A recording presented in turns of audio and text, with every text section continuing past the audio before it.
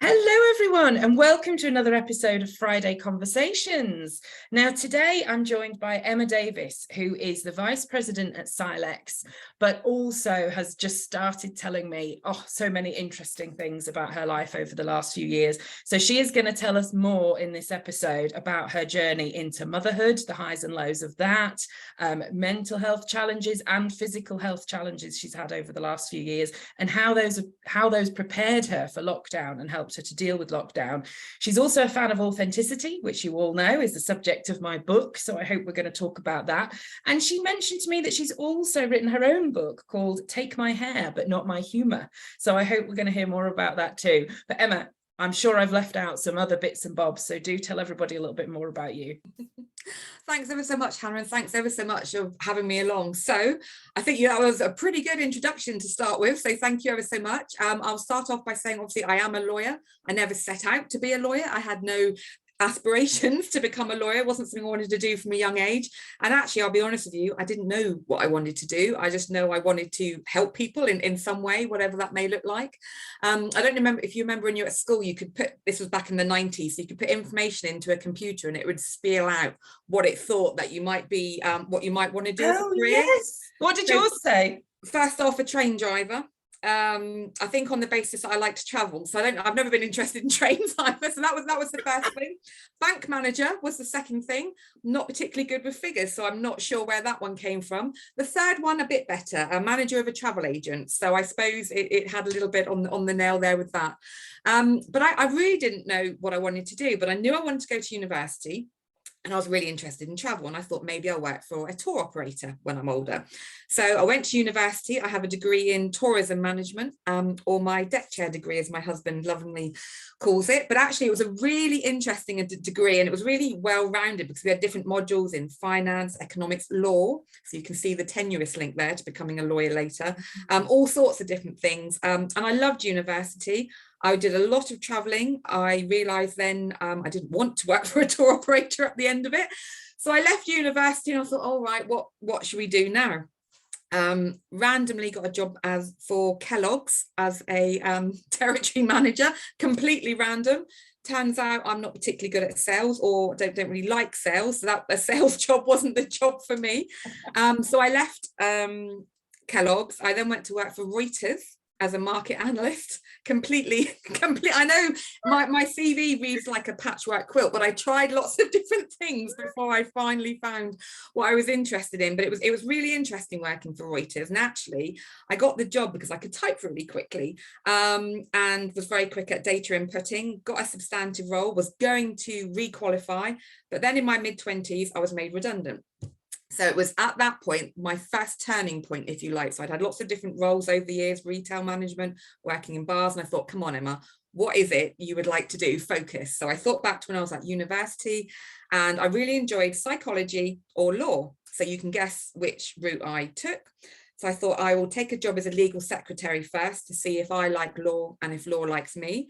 And if I'm honest, I got off to quite a shaky start, because I didn't feel like I fitted in, if I'm honest. I've got quite a bubbly personality, and I had a bit of a shaky start, and I really questioned whether law was something that I'd be interested in going into.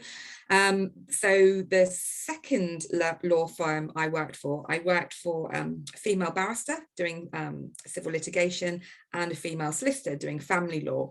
And that was a fantastic group of women. And it was very evident early on that they knew that I wanted to progress. I was really interested in cross-qualifying. And at the time, I was going to cross-qualify to become a solicitor and go down the solicitor route. So I was signed up to UWE to convert my non-law degree, and my law firm kindly agreed to give me an interest-free loan. And it was then the barrister that I was working with. She said, "Oh, what about ilex?" Now it was ilex then. I'd never heard of ilex then. I didn't know what it was. I looked it up, and to me it was a no-brainer. I'd already been to university. I was working. Ilex was a earn as you learn route to qualification. And when I went and spoke to the practice manager, they said, "Oh, we'll pay for you to do that if you want to go down the ilex route." So I withdrew from UWE. I could have been sat here as Emma, the solicitor today, because that was the route I was going down, but I withdrew and I went down Emma. So I'm sat here as Emma, the Chartered Legal Executive, because for me, it was a no-brainer. It was the firm were going to pay for it. And also I was doing the job, which was fantastic. And also my barrister colleague, my solicitor colleague, they were giving me tasks really early on. I obviously I had dictation as well, because that was my role, but they were giving me tasks from the outset. So I was earning whilst I was learning, but also learning a lot from the outset. So that's how my role into law came about. And obviously over the years, it's progressed and done all sorts of different things. Oh, fantastic. No, it's so interesting. And I know we have discussed that we will do a separate episode, possibly with a few other people, about the Cilex route. Because a few years ago, I recorded a series about different routes into law and different where you can end up, destinations in law as well. So I definitely want to talk more about that, but not today, because there's other things I want to talk about today. So you started to talk about, and interestingly, someone said this to me just on Friday. I was at the Women in Law conference on Friday in Manchester. Excellent, by the way, and there will be another one in March. So I missed that. I've already got the date for March. Yep. Wonderful. I will make sure other people know in the show notes about the March one as well. But I was just talking to a lady at that event who said very similar to you. I don't, sometimes she still doesn't feel like she fits in because she feels she's too bubbly. This idea that you're too something, too friendly, too outgoing, too bubbly, too excitable, whatever it is. Isn't it interesting that people feel that they don't necessarily fit into law if they have those sorts of qualities? It's, yeah, and I really struggled with it for many years, if I'm honest. I mean, if I just give you some examples. So I'd come from the service industry, retail, bar work, where you are supposed to be bubbly. It's a service industry. You're meeting people, you're talking to people, and you want them to have a good experience. So I took those skills with me, and very early on realized that if I wanted to fit in with the places I was working, I had to dull my spark, if you like. I remember one day I went down to the cashier's office and picked up my checks for my team. I saw another team's there and I picked those up as well, went back to the managing partner, and the look she gave me, because I just walked into her office to give them to her, not the done thing. And she just, I won't tell you the response I had, but I just had to walk out of that office with my tail between my legs, thinking that I'd done a good thing. But that was from that point on, I thought, oh my goodness, I'm really not sure that I'm going to fit in here. And I didn't stay there very long. I moved on to the next place. But there was a couple of incidents over the years. So, for example, I've got a tattoo on the bottom of my back. You wouldn't have a clue unless I showed you it. You would not know it was there. And then at a Christmas event, I leant over a table to reach something, and the response I had was, oh, "If we knew you had that, we would never have employed you." And I just thought, my goodness, you can't see that. You never see that. And what bearing does that have on my ability and my knowledge to do the really good job that I'm doing for you? And it's just, and I know that's only two small things, but there was lots of little snippets and comments, and also the way that I qualified as a Cilex lawyer. Unfortunately, fortunately, in my current job, where I've been for 11 years, there is no difference between the solicitors, barristers and Cilex. We're all treated the same. But my experience in private practice was sadly quite different. And I think it just chipped away at me over the years. And I just thought, my goodness, I really questioned, one, is this the right thing for me to be doing? But also I kept changing myself, trying to fit in and trying to dull my spark. And actually it took, moving to where I am now is absolutely fantastic. And I can just be myself. And I am accepted for the way I am, both in terms of my personality, but also in terms of the way that I've qualified to become a lawyer. And it was then when I've gone through different challenges in my life, which I'm sure we'll come on and speak to about in a moment, that I've really found my feet. And now that I'm in my 40s, I am at peace with who I am.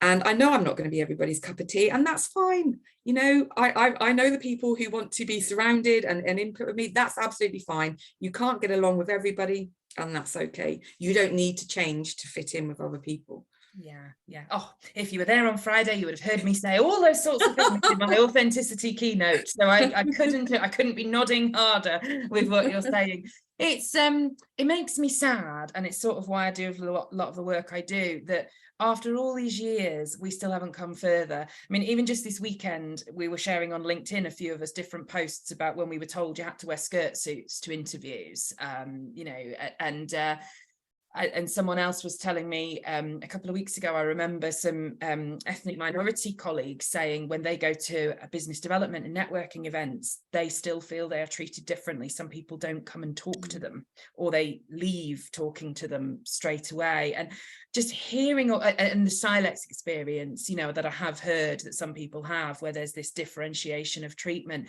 it just has to change. It really does. Oh, it has to, doesn't it? Because I have friends who are barristers, solicitors, Cilex. I surround myself with good lawyers, and I don't care how someone has come to the table.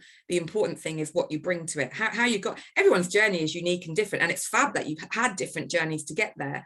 Yeah. But the importance is what do you bring, not how did you get there. And I don't think you should have to change yourself to try and fit in different scenarios. Now, don't get me wrong, I act professionally when I go out. I don't go to professional meetings dressed in jeans and hoodies and, you know, and my flamboyant self that I would be if I was meeting friends down the pub. You know, I know how to behave in professional settings, but I can still bring my personality and, you know, my sense of humour. One of the things I pride myself on, actually, and when I've given training through my work job to RCN members who are nurses, they are ordinary people who just want me to explain things in a factual matter, but in an easy matter that they can understand. And when I've gone to training events, they've said to me, "Oh, you're not like a normal lawyer, are you?" Now, I'll take that as a compliment, to be honest, yeah. Because it means that they can relate to me. They're understanding what I'm telling them. So I'm doing my job, aren't I? Because they've got the information they need in that training session or through the case that I'm helping them with. Yeah. Yeah, no, I must admit, I get told that as well a lot. You're not like other lawyers, and I perfectly take that as a compliment. I'm very happy to.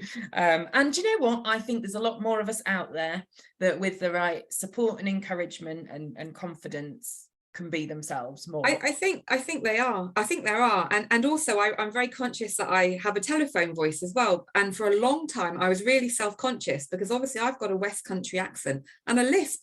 So I don't even sound whatever a typical lawyer is. And okay, yes, maybe I do have a telephone voice, and maybe the telephone voice is slightly on now to what it normally would be. But it's really difficult, isn't it? If this is the way I speak. Yeah, no, absolutely. Well, that's another thing actually to the list I mentioned before. Accents, regional accents, exactly that somebody was saying to me the other day, when they feel different or you know, imposter syndrome kicks in, can be to do with accents as well. So very true. But I do want us to have lots of time to talk about something you mentioned a moment ago about how challenges that you've been through in life, and I think you mentioned to do with, you know, having your children and things like that, and then health challenges, how they prepared you for lockdown and how you dealt with it perhaps differently to other people. So tell us all about that. So I was always very career orientated. So once I got going in the legal world, then I had, you know, career aspirations to climb the career ladder.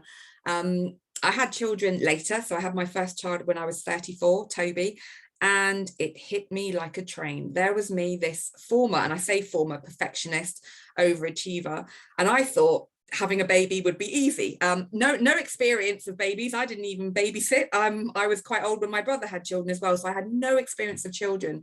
So the feelings I felt inside of overwhelm from about day 2 onwards, when my child was failing to thrive, which was interesting terminology that the medical world used.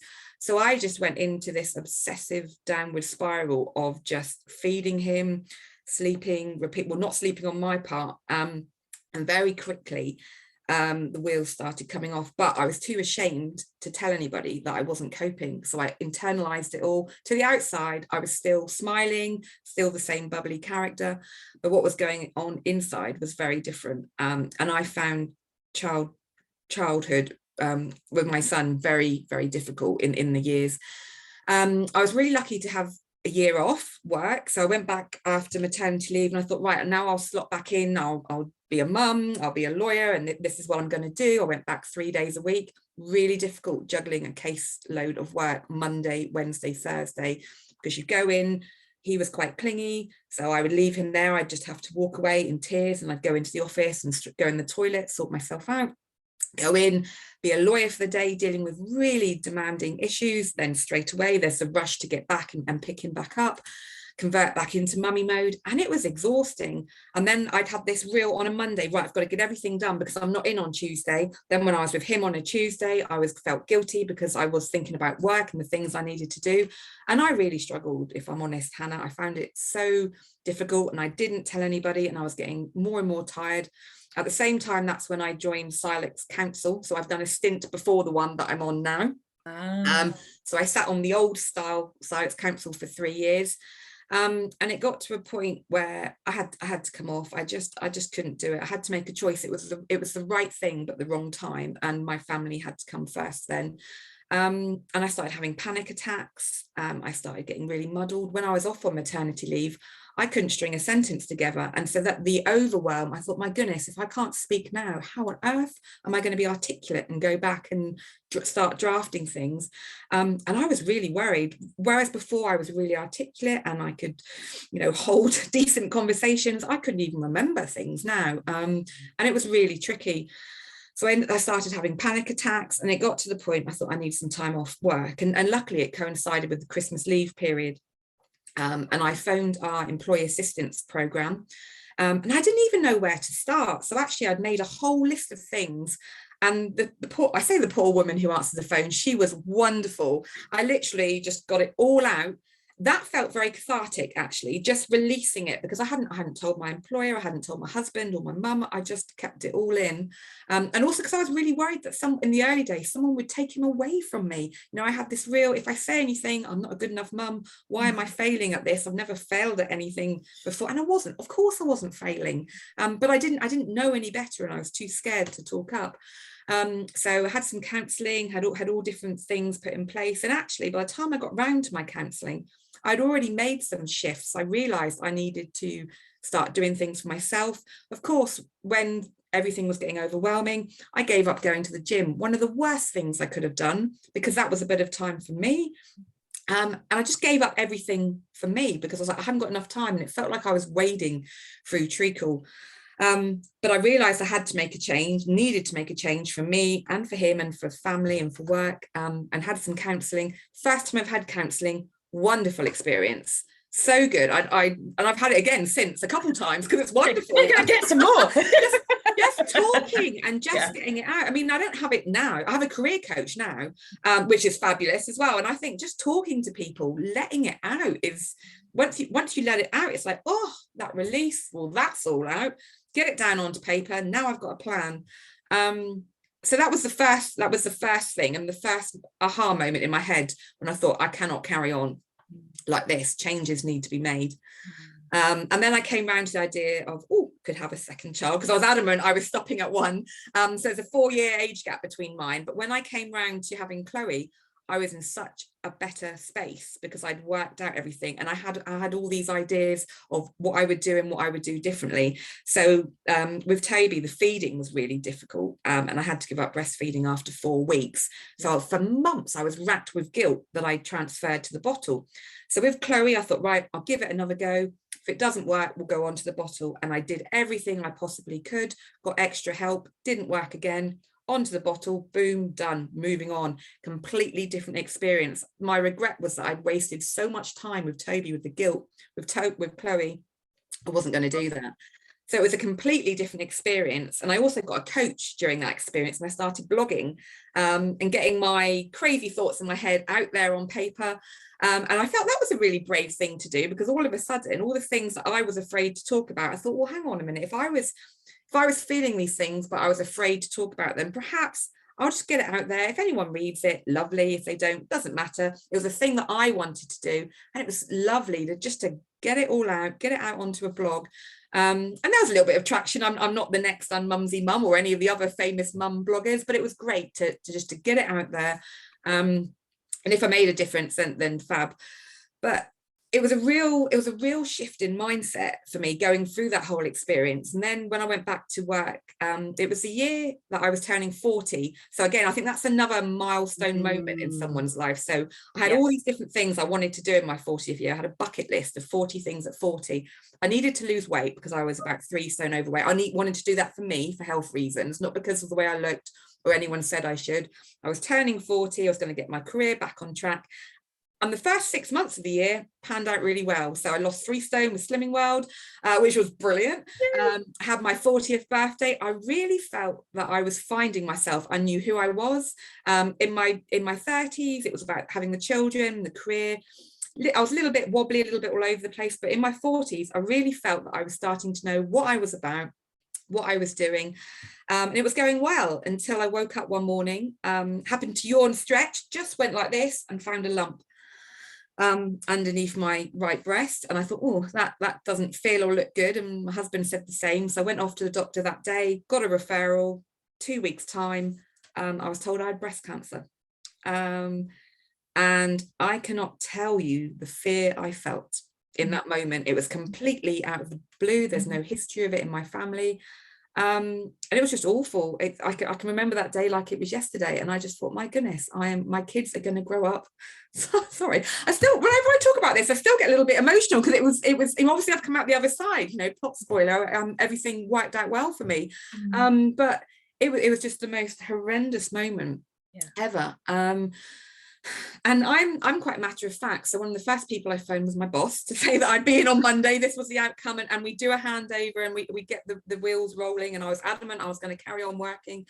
And I had to send people text messages as well, because I told a few friends that I was going to be checked up, but they were in different groups of people. And I thought, oh God, this is really unfair, because I can't tell certain people and not tell everybody. So I just said to people, look, this is what it is. I won't swear because we're on a podcast, but I said a few choice words. I said, but please don't mind your P's and Q's. You know me, I'm a jokey character. We're going to get through this with laughter.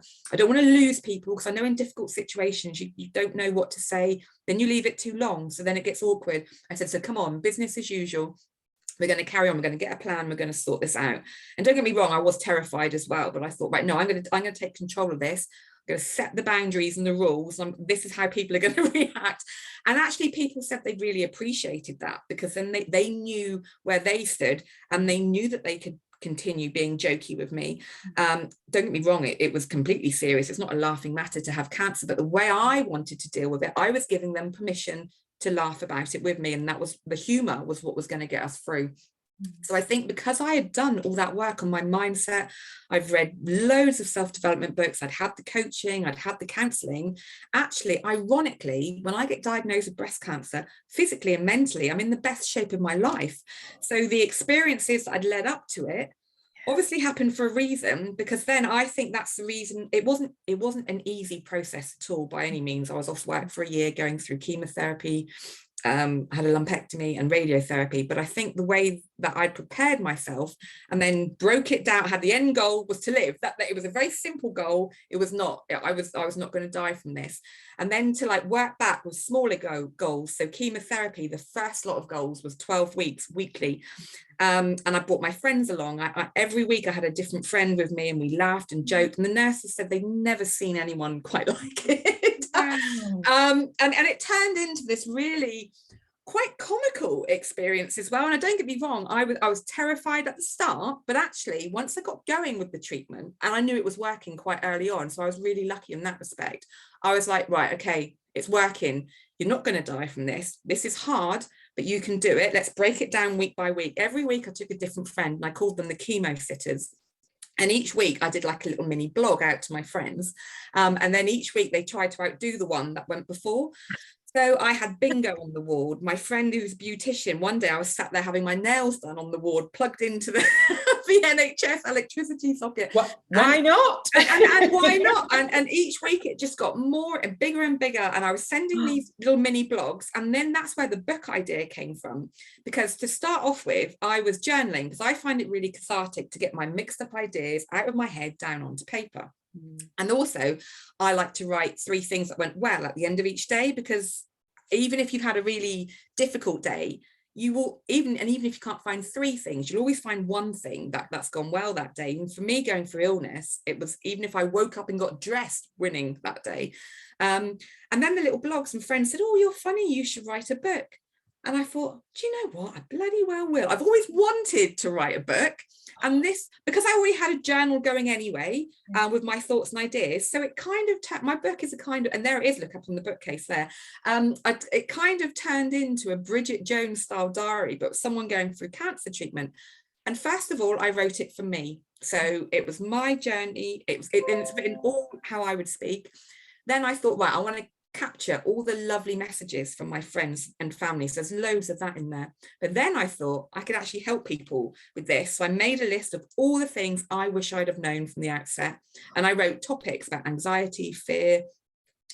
So it kind of takes the reader on a journey from a little bit about me beforehand, right through my year of treatment, and then finishing off at the end. And it's kind of for everyone. So for someone going through it, or for someone trying to support someone going through it. But it was during, I feel I'm talking a lot now. Should I just keep going? Oh, keep going. I have points, but not yet. Okay, cool. You go. But what I wanted to say was, I know it's really weird to say the positive things about having breast cancer and going through treatment. There were so many, because for the first time in my life, it didn't just slow me down. I had to stop. I had no choice. So I'm in this scenario. I haven't got a choice. I have to have, well, I could have not had treatment, but then I wouldn't be sat here today having this interview. So I knew I had to get through this treatment, and I knew I had to slow down in life. And my goodness, it's never before have I had that opportunity, because on maternity leave, you don't get to stop because you're looking after a baby.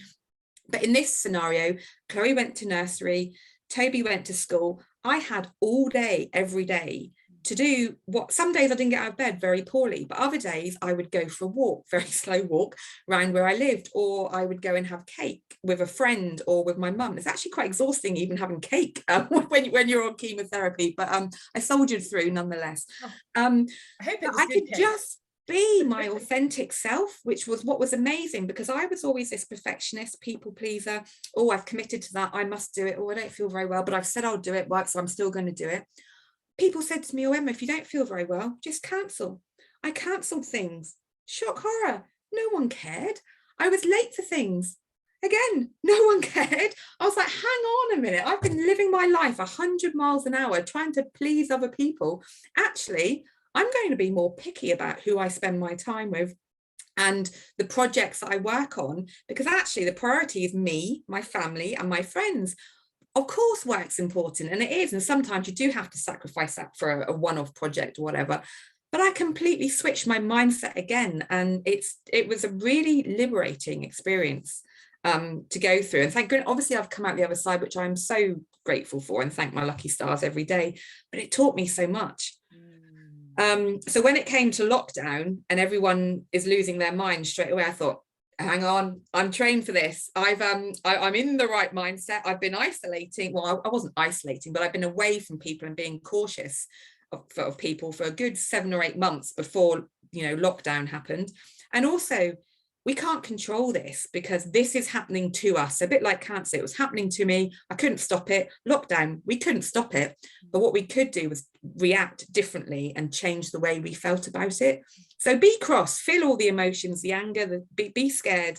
But ultimately, I would say to my kids and my husband, we're in our house, we're safe, we're well, we're lucky, and we're just going to take it day by day. We don't know how this is going to end, but here today, we're safe. So that was kind of my approach.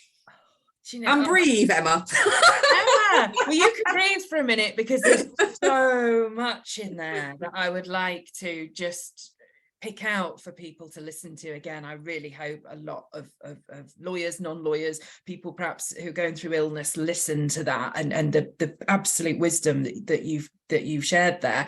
So many things. There's a tear and everything while you're going through that. Bless you. There was so much in there that resonates with what I've seen over the last few years. When you shared about your first son and the failure to thrive, I can tick that box. The mum guilt when you can't feed them, I can tick that box. The perfectionist, if you're a lawyer, you tend to be a perfectionist at work, but you don't leave it at the door at work. It comes home with you. So yes, you then get involved in the committees and the councils and the everythings, until you reach a certain age, and either life throws something at you like it did you, or again, chronic stress and panic attacks for me, because life went, what the hell are you doing? Literally, what are you doing? And some of the things you talked about there is sort of you didn't call them that, but your sort of coping mechanisms, or the things you learn, actually getting the counselling first of all, and then the coaching, having someone to talk to about it instead of keeping it all up here, which us lawyers think we have to do, because otherwise we're a failure or whatever. all of that, plus, you know, I heard you talk about gratitude, your 3 things before bed at night, journaling, you know, in my very first workshop that I've been running for years, I share 3 tips with people at the end, which is gratitude, journaling, and meditation stroke mindfulness. Those are the things that I tell people to do to change their life. And just for the reason you said, it doesn't stop bad things happening, but how it leaves you ready to deal with them when they do is just, you know, it's unbelievable, and your experience has shown that as well. And then, as you said, when lockdown came and you were able to deal with that, someone said to me the other day, how do you feel about lockdown looking back, or would you go through it again? And quite similar to you, and I think it is because I've had sort of a gratitude practice for years. There's lots of reasons I wouldn't want to go through it again, like not seeing my family, and my sister had her first baby and I didn't meet my niece until she was 6 months old, and all of those sorts of things that were terrible. But actually for us as a family, just being here together and having to stop, like you say, having to stop and being able to spend that time together, I don't think I'd change that. Yeah, I do. I don't, goodness me, it's easy to look back sometimes, isn't it, with rose tinted glasses and think, oh, it was lovely, we did crafting as a family and every day was lovely, we went riding on our bikes, and it certainly wasn't that. And No. And actually another thing I was really fortunate about was I was still on long-term sick leave when it first kicked in. So actually on paper we should have been in the best scenario, 2 parents, 2 children, equal good ratio there, 1-on-1. So my husband would look after Chloe and I would do the homeschooling with Toby. Oh, he's a reluctant learner, to put it mildly. So actually, I a lot of kudos to teachers. I could not do that job for any money in the world. Yep. So actually, it should have been easy, but it was really difficult. But what we did do was actually we would do our schooling during the morning. He went to a very interactive school with live lessons. They switched overnight to virtual, and it was amazing. But in the afternoon, we didn't do it because I thought, well, we've done it all morning. We're going to go out. Luckily, I live in a lovely neck of the woods. We went out on our bikes. We did so much. And I thought, well, you're learning here. This is nature. We're out and amongst it. And because there were no cars on the road, it was really safe. So from that perspective, yes, that was lovely. We saved a lot of money because we weren't going anywhere or doing anything. But I really miss being with people. And then when I went back to work, I found it really tricky at first to adjust. I'm a little bit old school. I like paper, sticky notes and highlighters. I'm of that era. So we'd gone to paper light, but to then go to paperless, I was like, oh no, I'm not sure about this. I mean, a couple of years on and it's fine now, but I still really struggle and leave it to our fabulous admin girls because I can't some of the bits. But then you have to get into a different shift, isn't it? So then when we went down, was it lockdown number 3? I don't know. The one that was the early part of last year.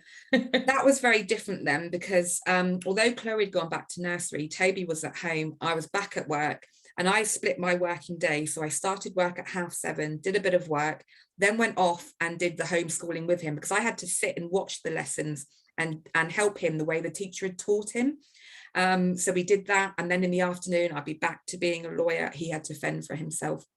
And I just remember one day I was on the phone and I was dealing with a suicidal member in this room with my, 7-year-old next door crying because he could not do his work. And I thought, my goodness, in what world is a woman or a man expected to be dealing with this scenario? And it was insane. It was intense and it was insane. So I could never go back to juggling doing this job and homeschooling at the same time. But it was a short, intense period of time, and there was a light at the end of the tunnel, and we got through it. Of course we got through it. You know, you survive 100% of your worst days, don't you, if you're still here, because you've done it. So exactly. Well, and you know, I have to say kudos to you. We tried the homeschooling at the beginning. You know, the first 2 weeks we had a board up and we had a timetable, and this is what my husband was going to do and this is what I was going to do. Yeah, 2 weeks later, no, because we now discover that certainly one of my children has ADHD. I suspect possibly two and 3 do as well. And it was just a nightmare. And I just made that decision that home can either become a battleground or it's a safe place, and it has to be a safe place. So we did a minimum amount, and the grandparents did a lot of Zooms. Grandparents did a lot of Zoom lessons for maths and English. So we felt we were keeping up with the basics. But what I think is interesting about that period and what you said about, obviously your diagnosis and that you had to stop is working with so many lawyers and this type of personality. Interestingly, they don't really stop until they're told.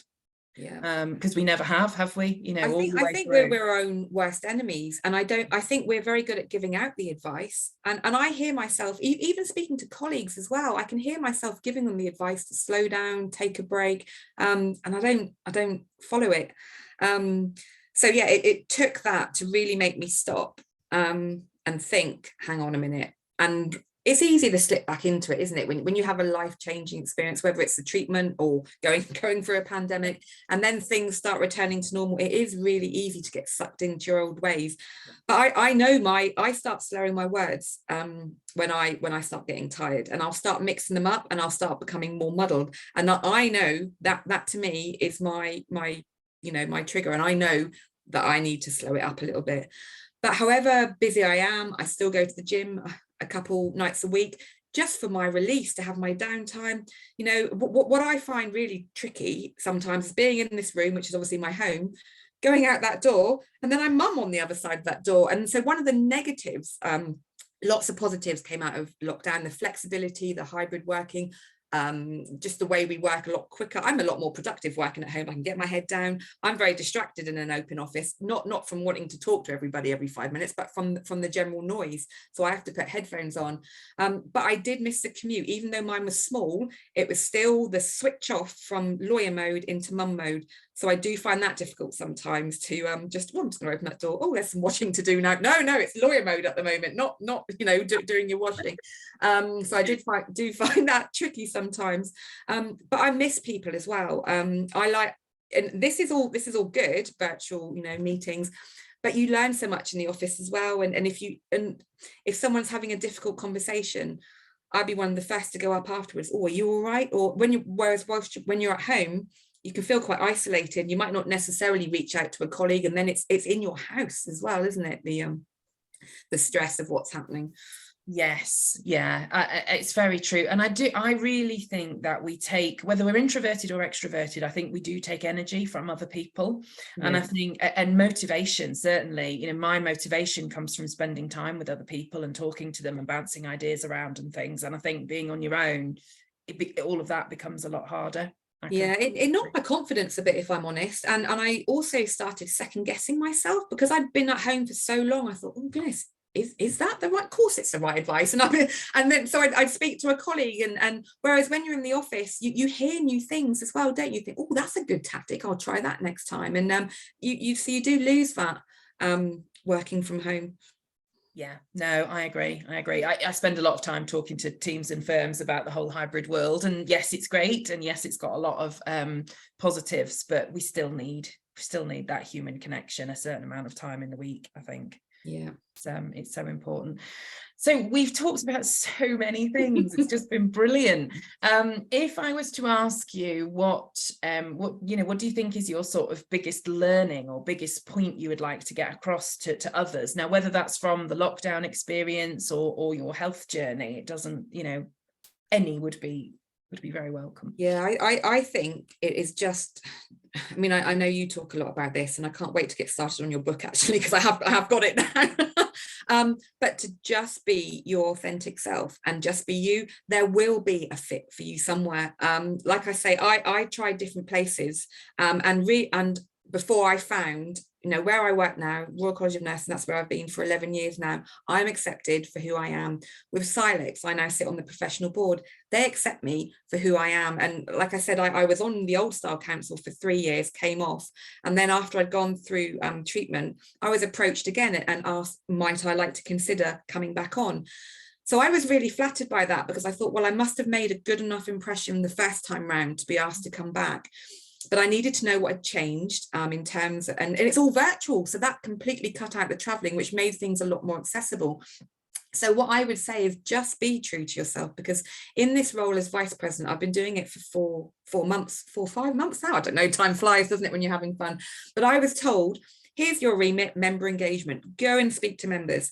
So that's what I've been doing. And in that time, I've spoken to so many people who've wanted to engage with me and have said, about the firms that they're working now, and they've now found their forever legal home, if you like to use the phrase, or they're really appreciative of the support. So I don't stick, if you're in your first place, second place, or third place, if things aren't going well there for you, then you deserve more, and you deserve to be able to be your true self, and you will find a shoe that fits. But maybe you need to look somewhere else for that. And I now I can just be myself. It's less exhausting as well, because it's very liberating. You should just, if you do have a bubbly character, I see that as a good thing. People can relate to me, and I would just say, be your true authentic self. Oh, thank you. And an excellent point you made about, you know, if you don't feel you can be yourself in where you are, then do look for something else. Now, yes, that doesn't mean you're going to immediately be able to move. You know, the market's been very employee friendly until now. We might be going into a period where it's not. But you never have to stay anywhere forever. And even if you've got to stay for a while, that's okay. But no, it's not forever. And do the things that you've said, Emma, the things you need to look after yourself, because that's how we keep going. Yeah. You know, whether it's the gym for you, or a walk, or nature, whether it's the journaling, the gratitude, whether it's speaking to a coach or a counsellor or somebody. Find what you need. Yeah, and I think that's really important. I mean, I know cringy now, some people don't like phrases and inspirational quotes, but I quite like them. And one of the ones that really helped me get through a lot of things was, if you don't like it, change it. So that's the first thing. But then if you can't change it, change the way you feel about it. So in terms of your work, if you don't like it, you do have the power to change it. Okay, you might not be able to do it immediately, but you can look and you can see what else is out there. And whilst you do it, you're the author of your own fortune, aren't you? You're the one who has to make the change, notice that you need to make it, and then can go out and look. But in the meantime, I accept it's not quite as easy just to jog off and work somewhere else, but you can change the way you feel about it. So you're never going to change the way a certain person acts or is, but you can change how you feel when they fire off one of their emails, which doesn't even start with hello, good morning, and goes straight in for, I want you to do this. You think, oh, okay, right, fine, that's them. And then I will deliberately respond with, dear so-and-so, hello, how are you? Thank you. You had a wonderful weekend. Kill them with kindness is what I say. But totally. You do have control over a lot more than what you think. Oh yes. Oh, I couldn't agree with you more, Emma. It's like we're two sides of the same coin. I love this. So where could people get hold of a copy of your book? Oh, okay. So they can get hold of one directly from me, because I have special limited edition copies that I've got pictures in the middle, which so I've got those, so they can get hold of them directly from myself, or from Amazon. You get everything on Amazon, but they don't have the pictures on there. Oh, so I would suggest that anybody, and I will put a link in the show notes as well, but I would suggest that anybody that wants to connects with you on LinkedIn. That's probably a good place for you. The easiest way. Yeah. And whether they are interested in or want to know more about Cilex or talk to you about that, I think you'd be open to that potentially. Oh, anything, yes. Yeah. I will talk about Cilex until the cows come home. So right. Please message me. So any Cilex listeners or people who you know, maybe you employ or are looking to employ people who've gone through the Cilex route, I'm sure Emma would be a wonderful source of information about that as well.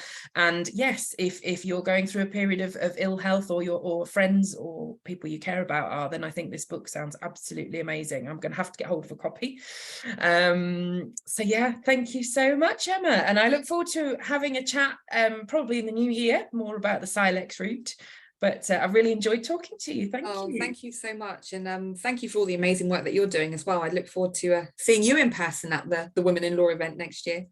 Oh, thank you, Emma. Thank you. Thanks, Hannah.